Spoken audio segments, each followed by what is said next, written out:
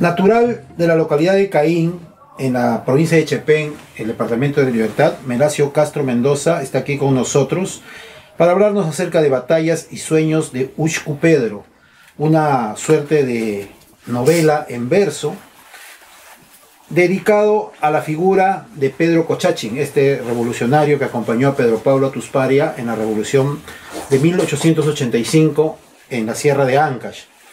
Melacio básicamente se dedica a la narrativa, tiene libros como El hombre de Rupactanta, La última marinera y otros títulos que los escribe desde su residencia en Essen, Alemania, y ahora está de visita en Perú y aprovechamos para conversar con él acerca de Batallas y Sueños de Ushku Pedro. En primer lugar, Melacio, yo estoy acostumbrado a saber de ti como un novelista, como un prosista, y de pronto apareces con un libro en verso, obviamente leído casi como una novela, como una épica novelística, pero escrito en verso, manera de poesía. ¿Por qué esta decisión? No soy nuevo en escribir. Hay otros autores o novelistas que me hacen la pregunta al revés. Yo te conocí como autor de versos y ahora me sorprendes con prosa. Las dos cosas escribí desde mi adolescencia, pero los primeros escritos han sido en verso. Canciones, sobre todo, que yo componía y los cantaba también, ¿no? En mi pueblo, Caín, carecíamos de radio, de televisión, de electricidad, pues. Y yo escuchaba cantar a la gente, pero eran canciones que me decían poco y yo quería expresar lo mío. Entonces escribí mis propias canciones y hice mi propia música. Tuve la suerte de que un hermano tocaba rondín y otro tocaba guitarra. Y con uno o con otro yo cantaba, ¿no? Pero cuando fui a la escuela cambió mi mundo. Yo empecé a ir a la escuela cuando tenía 9 años. Ya no era el mayor en las aulas, pero cuando fui de Caín a la próxima escuela en Pacanga, yo era el menor. Había otros que empezaron más tarde todavía. En general, yo tenía un problema con los números, porque ya sabía escribir, y con los números tenía problema porque no podía escribir números. Entonces, para solucionar el problema de los números, escribiendo con letras. Y a partir de ahí empezó a surgir el cariño por la prosa, ¿no? Pero se dio un fenómeno raro. Quizás con poca gente se ve esto. Cuando llegué a la secundaria me hablaban de cuentos.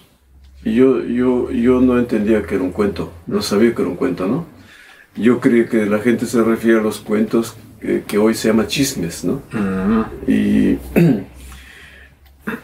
Pero lo sorprendente era que cada compañero mío podía relatar cuentos. Y yo pensaba, este chico tiene una fantasía enorme, ¿no? Y poco a poco me di cuenta que lo que ellos contaban era algo que habían leído o que habían escuchado de sus padres o que habían, pues sí, escuchado en las lecturas cuando duermen algunos, ¿no?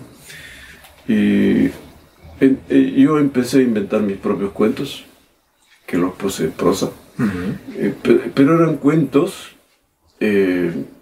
relatados a modo de literatura que yo escuchaba oralmente, ¿no? Mi mamá era una excelente contadora de cuentos. Ella pues me contaba sobre cosas en torno a una huaca, en torno a un cerro, porque mi familia es andina de Cajamarca y mi cultura en general es más andina que costeña, por origen familiar, ¿no? Y éramos los raros del pueblo Entonces, como éramos los raros del pueblo, yo buscaba explicarme por qué éramos los raros. Y escribía, intentando alguna explicación, ¿no? De alguna manera alguien me dijo, tienes que seguir escribiendo, porque eso es filosofía. Yo no sabía que era filosofía, pero ya me llegaban palabras nuevas, ¿no? Y bueno, pero mi primer escrito no fue ni verso ni prosa, sino un teatro. Como era un muchacho que no tenía educación, no supo solucionar el problema del teatro, ¿no? Entonces, mi profesor de literatura, el primero que tuve, era un moreno. En España está prohibido decir negro, estoy pensando en eso, ¿no? Él el texto lo ordenó y lo armó como un teatro. Y en el colegio ese teatro fue escenificado. Y yo fui un personaje del cura. Ahora, con el cura yo tengo una historia muy particular. En mi pueblo, en Caín, y también arriba en San Gregorio, en la sierra, en Cajamarca, yo nunca había visto un cura. Cuando llegué a Chepén, vi a un hombre vestido de sotana y me quedé pues asombrado, mirando. No sabía qué era. ¿Era un loco? ¿Era una mujer? ¿O qué era? Y la primera pregunta que me hizo fue, ¿cómo orina ese hombre? Hombre por la cara, ¿no? Pero yo no sabía si era mujer o qué, ¿no? Y él me observó y me hizo, ¿qué me miras? Y me asustó, porque tanto tiempo estaba yo mirándolo y él no reaccionaba y me parecía que era mudo. Era un hombre excepcional, o un ser excepcional en ese momento. En ese momento, de fantasma incluso, ¿no? Claro. Y mi mamá me había hablado de fantasma y todo, yo pensé, ese castigo por venir aquí a una escuela en la ciudad, ¿no? Y resultó siendo mi profesor de religión. Y bueno, a partir de la secundaria empecé a escribir las dos cosas, prosa y verso, ¿no? Prosa escribía sobre todo para una revista que en el propio colegio tomó forma. Y también, al parecer, no escribía tan mal, porque la radio local de Chepén me preguntó si podía colaborar con artículos para su noticia, ¿no? Y esos fueron mis primeros ensayos.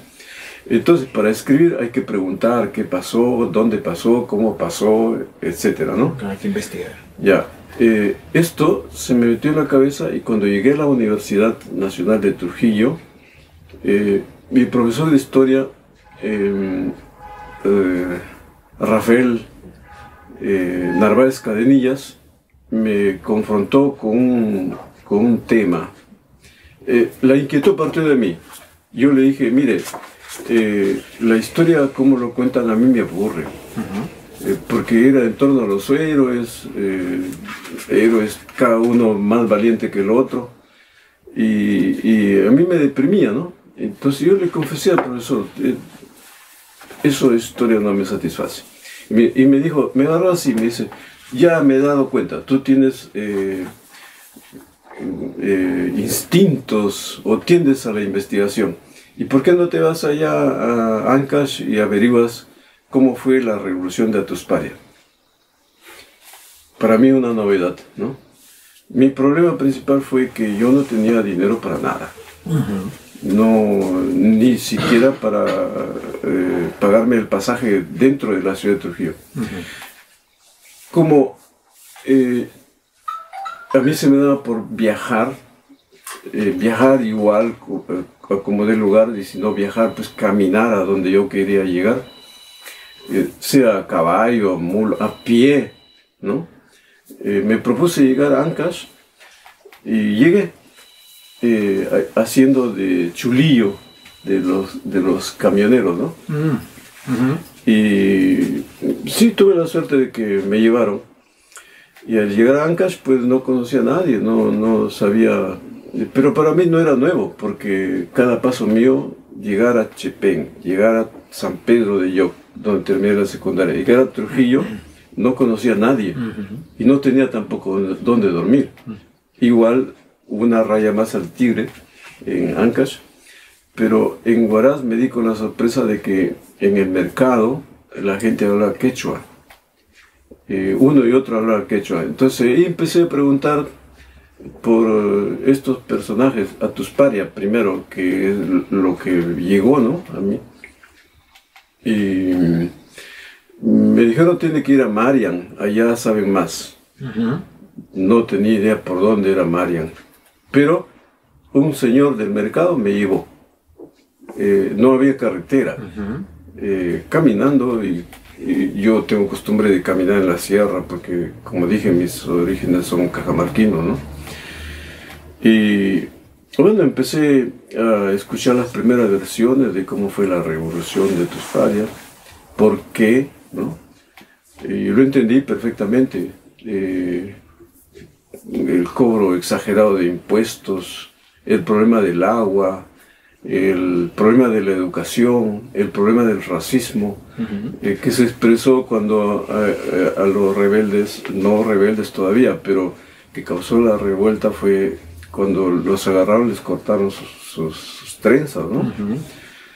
Y bueno, así sucesivamente, ¿no? Pero había un problema más, el quechua, que mucha gente hablaba sobre el quechua, y yo nada.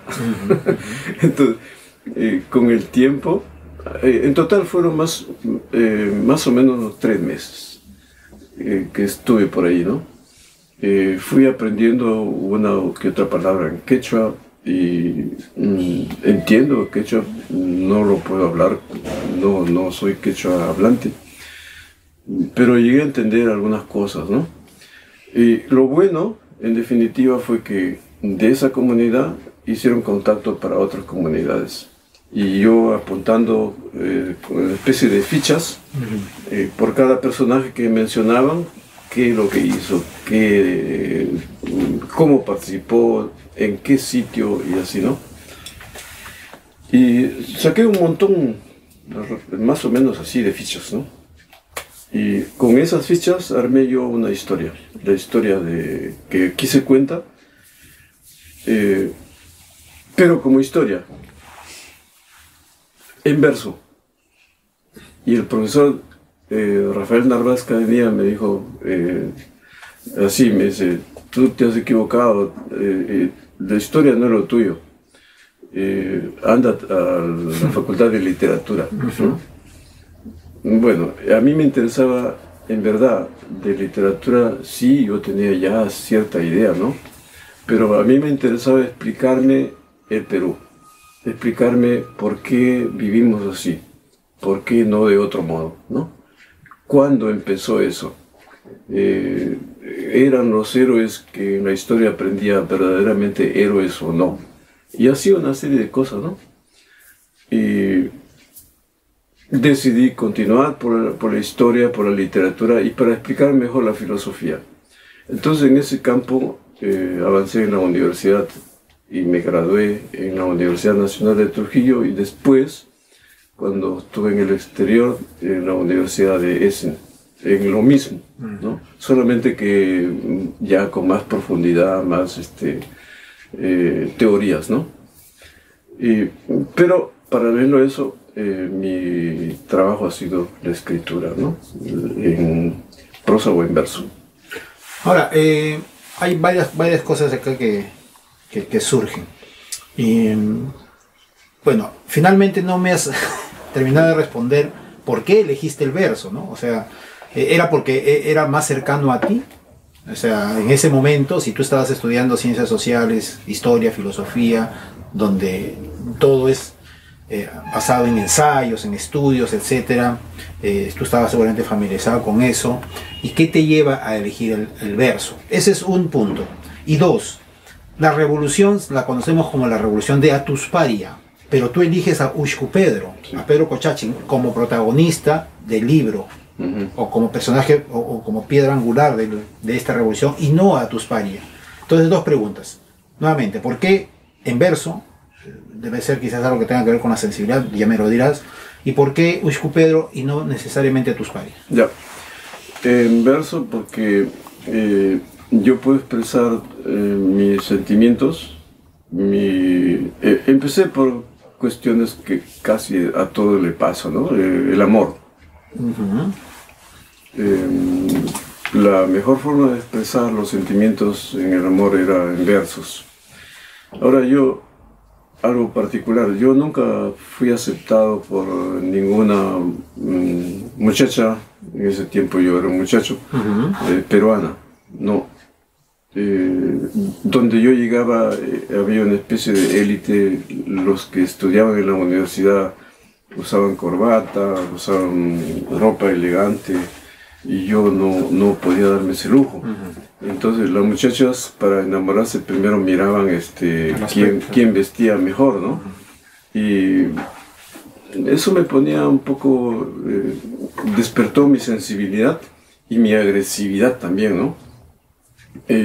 ¿Cómo expresar eso? Lo mejor era en verso, ¿no? Ahora, escribir en verso, mis compañeros de estudios aceptaban eso que escribía, y algunos me pedían que escriba a sus chicas, y había que escribir en verso, ¿no? Y por ahí empezó a desarrollarse el verso, ¿no? Primero de carácter amoroso, después se ha hecho ya más social, o de paisaje. En verso se puede expresar todo la paleta de sentimientos que uno desarrolla ante uno u otro fenómeno, ¿no? Ajá. Bueno, eso en general sobre el verso. Ahora, ¿por qué busco Pedro?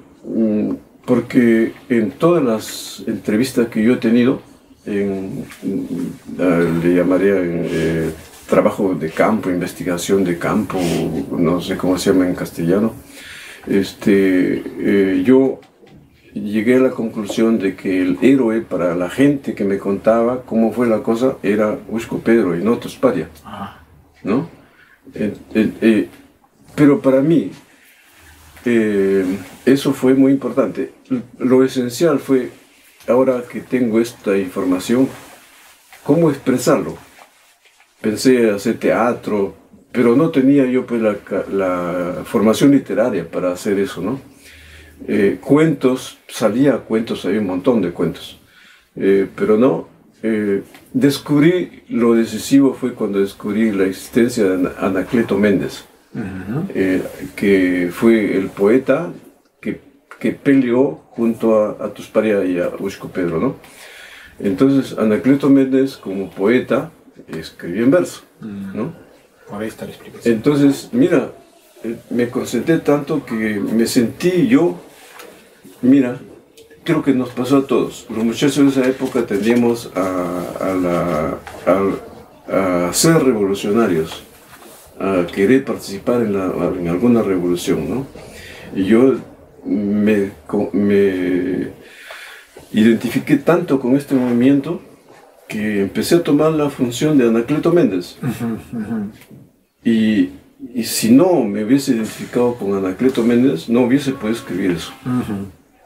Por eso digo en el texto, asumí la personalidad de Anacleto Méndez y escribí esto para el pueblo de Ancash, porque es una historia que le pertenece a eso, ¿no? Entonces, dos cosas. Una, que a través de las emociones, de las informaciones de la propia gente, mi conclusión es que el hombre que dio hasta el último su vida por la revolución fue Ushco Pedro y no Tusparia.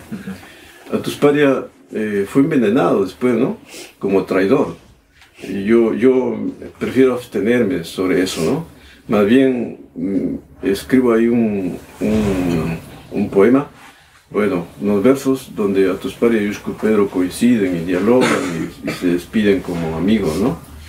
Porque me parece Anacleto Méndez no hubiese podido contar otra cosa si no fuera sido así, ¿no? Porque creo que él no hubiese dicho, este es un traidor y este fue el héroe y yo me voy como el héroe. En un movimiento revolucionario, después yo he participado ya en otras cosas parecidas, uno se cuida mucho de ver si ese se tomó por un poquito más a la izquierda, bueno, no hay que tirarle piedras porque es su decisión, su convencimiento, ¿no? Ahora, si ya se desarrolla el terrorismo es otra cosa, ¿no? El caso de Sendero Luminoso, ¿no? Entonces, Ushko Pedro, yo tuve una conversación muy grande con Ribeiro sobre esto, con Julio Ramón. A él lo conocí en la embajada de París, embajada peruana en París, y hablamos sobre esto. Él pues escribió su teatro Atos Paria, ¿no? Así es. Ahora que estuve en Huaraz, los catedráticos de literatura me dicen el libro de Julio Ramón Rivero, hay que tenerlo en cuenta, está bien escrito, pero habla tanto que no dice nada, ¿no? En cambio, este libro dice, nos llega al alma, ¿no? Y en Huaraz, ahora en la Universidad Antunes de Mayolo y en otros sitios, que ha sido presentado, ha llegado, de algún modo la noticia, pues cae muy bien el libro, ¿no? Bueno, ese es el momento actual, ¿no? No sé si... Sí, mira, hay otra cosa que llama la atención. Uno termina de leer el libro y encuentra este dato tan interesante que es Trujillo, 24 de octubre de 1969, y finalmente Alemania, 24 de marzo del 2010. Son cerca de 40 años de la gesta de este libro, de la hechura de este libro, del trabajo de este libro. Me hizo recordar a aquellos artistas del Renacimiento como Leonardo da Vinci, que andaba con su Gioconda por todo lado y se demoró décadas en terminar una pintura, ¿no? Entonces yo tenía más o menos esa misma impresión, ¿no? ¿Por qué te llevó tantos años el concluir este libro? ¿Lo dejabas madurar, luego lo retomabas, o a veces te olvidaste de él, luego nuevamente lo encontraste, o era una cosa que quizás era inseguridad, no estabas muy seguro de continuar con el libro? ¿Cuál es la historia ya en sí específica del trabajo del libro? ¿Por qué 40 años? Este libro fue, como te dije, historia. Como historia no me satisfacía porque no expresaba lo que yo buscaba, ¿no? Como dato hecho seco, que este señor hizo acá y esto lo otro, ya me parecía que estaba cayendo en el mismo que este es héroe, este más héroe, repitiendo lo que hacen los historiadores con nuestros héroes, ¿no? No estuve satisfecho. Lo dejé ahí un momento y empecé otro libro, ¿no? Después, cuando terminé el otro, también como proyecto, volví a este.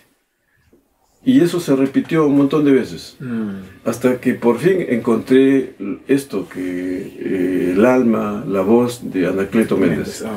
Cuando encontré la voz de Anacleto Méndez, que la hice mía, el libro marchó por sí solo. Y ya no pude parar ya, ¿no?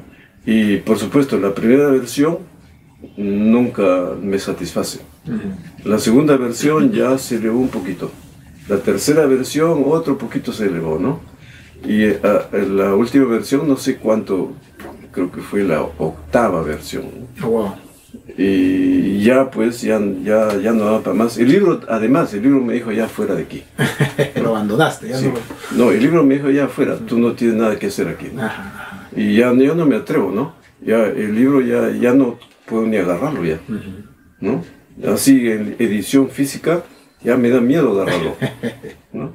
No sé si le pasa a otros autores. Sí, pasa. Y bueno, como ya me da miedo, ya me votó, ya pues ya se independizó de mí y yo sigo mi camino, ¿no? Y él que siga su camino. Claro, y él que vea cómo se defiende, ¿no? Muy bien, Velasio. ¿Y cuánto hay? Bueno, disculpa que vuelva a lo mismo. ¿Cuánto hay me dices que has hecho investigación en Mayán, has estado en Huaraz, has conversado con la gente de por allá, has aprendido un poco el quechua, te has embebido de la historia?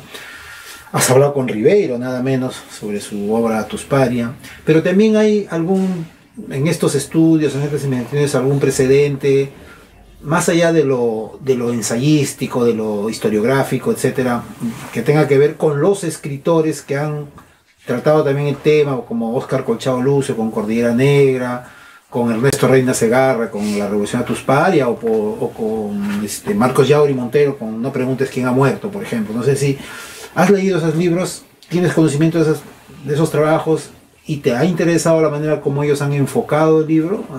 ¿Cómo es tu relación con esa parte? ¿O no tanto? En verdad, yo dudo de que si hubiese conocido esos libros, hubiese escrito esto. En verdad no conocía ninguno. A Óscar Colchado lo he conocido algo así como el 2016 o 2014, más o menos, ¿no? Y le mostré pues el manuscrito, ¿no? Todavía no era libro. Y él me dijo, participa en el COPE. Yo no sabía qué era el COPE. y yo dije, mira, te voy a ser sincero, a mí no me gustan los concursos. Y yo he ganado concursos en mi época escolar, he ganado concursos, pero no es mi mundo el de los concursos.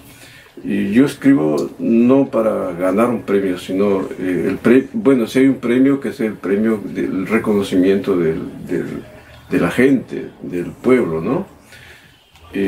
Para ganar dinero yo no necesito concursos. Y además no es mi mundo. Y Óscar Colchado me dijo que no, que estaba mal. Pero es su opinión, pues. Y nos hicimos amigos con Reina, por ejemplo, después he sabido que existe ese libro, ¿no? Ahora Wilfredo Capsoli me dijo que se cumple no sé qué aniversario del libro de Reina, y que va a leer, va a hacer un comentario escrito sobre Batalla de Sueño de Ushko Pedro, y que lo va a publicar en una revista, ¿no?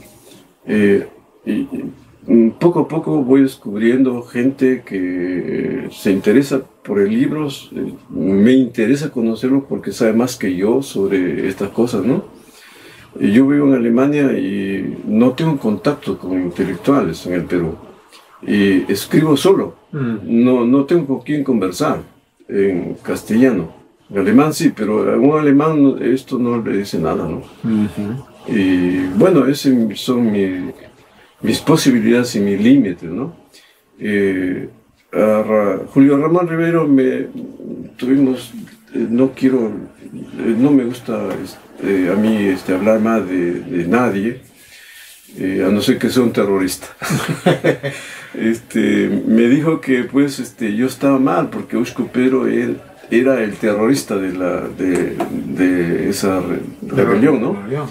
Y conversamos sobre eso, y al final ya en sus últimos años me dijo, he averiguado por mi propia cuenta y es posible que tenga razón, ¿no? Pero en verdad mis razones fue razón en la medida en que yo defendía las opiniones de la gente. Yo no estaba dictando que es así, ¿no? Y bueno, Rivero reconoció y me ofreció hacer un escrito, un prólogo sobre esto, ¿no? Pero ya se enfermó, ya no perdimos el contacto. Y Óscar Colchado asumió esa tarea, ¿no? Y escribió el primer texto. Así es. Y ahora en España también hay opiniones sobre esto, ¿no? Eso, sí. Sí, han leído el libro y, por ejemplo, aquí en el prólogo, un español ha escrito un prólogo, ¿no? Sí. Luis Folgado de Torres, y me parece correcto, el prólogo es bueno, en mi opinión, ¿no? Y bueno, si es bueno, pues lo agrego, lo integro al libro, ¿no? Pero hay otros escritos también. Quizás más adelante, pues, habrá que hacer una edición con algunos de los más esenciales opiniones, ¿no?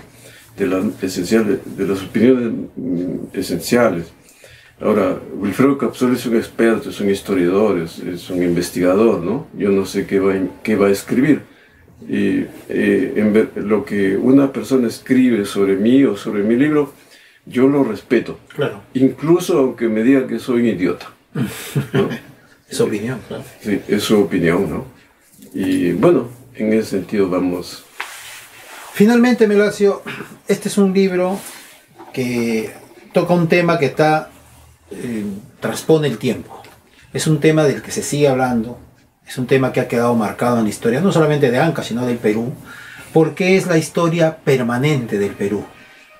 El de el abuso, el de la injusticia a una clase social, a una raza, el permanente abuso que todavía lo seguimos viendo actualmente, ¿no? Actualmente ha habido en este último gobierno una matanza de 49 ciudadanos en la sierra peruana, en el sur, en Ayacucho, en Andahuaylas, en Puno, y se sigue repitiendo la historia. Acá se mató también mucha gente y por eso es que se alzan los campesinos ante el abuso, ante los tributos, ante el maltrato, y por eso se alzan y les tocan en su orgullo también, como tú has dicho.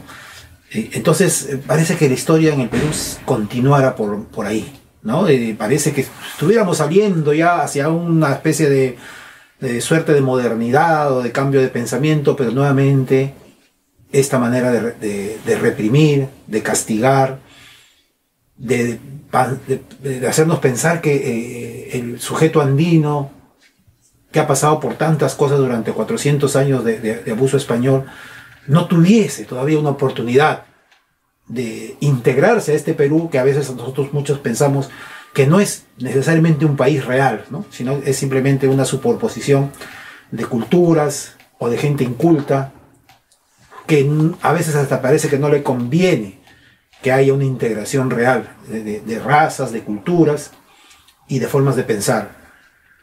¿Cuánto piensas tú que un joven, por ejemplo, que se acerque a tu libro, lo pueda llevar a este tipo de reflexiones? Detrás de la hechura de tu libro también hay ese pensamiento a partir de un tema como es una revolución campesina, ¿puede haber una suerte de reflexión a partir de ahí? El problema que veo en el Perú y en realidad más allá del Perú, es que la juventud ahora está siendo desculturizada, ¿no? Y no solamente la juventud, los medios de comunicación, prensa, televisión y la educación oficial misma tiende a tomar distancia de lo que puede ser lo humano, lo solidario.